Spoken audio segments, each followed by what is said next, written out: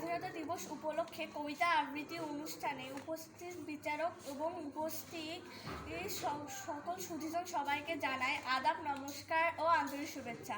আমি মৃত্তিকা মহন্ত, দক্ষিণ যাদবপুর সরকারি প্রাথমিক বিদ্যালয়ের পঞ্চম শ্রেণীর একজন শিক্ষার্থী।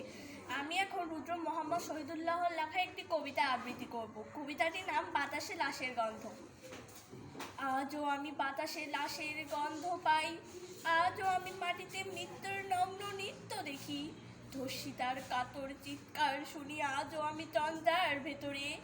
এই দেশ কি ভুলে গেছে সেই দুঃস্বপ্নের রাত, সেই রক্তাক্ত সময়? বাতাসে লাশের গন্ধ ভাসে, মাটিতে লেগে আছে রক্তের দাগ। এই রক্ত মাখা মাটির ললাট ছুঁয়ে একদিন যারা বুক বেঁধেছিল, জীর্ণ জীবনের পুজো তারা খুঁজে নেয় নিষিদ্ধ আধার।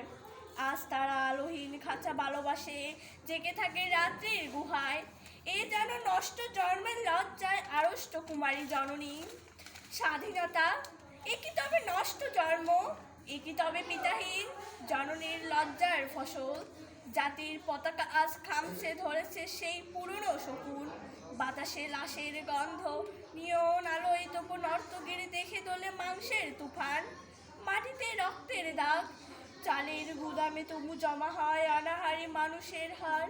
এ চোখে ঘুম আসে না, সারা রাত আমার ঘুম আসে না।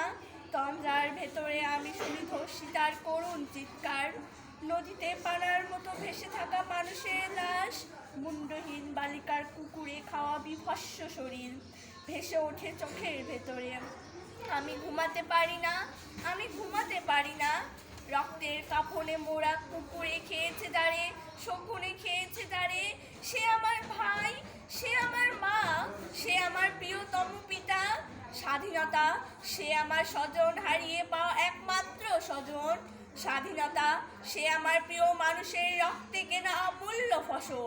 ধর্ষিতা বনের শাড়ি, ওই আমার রক্তাক্ত জাতির পতাকা। সবাইকে ধন্যবাদ।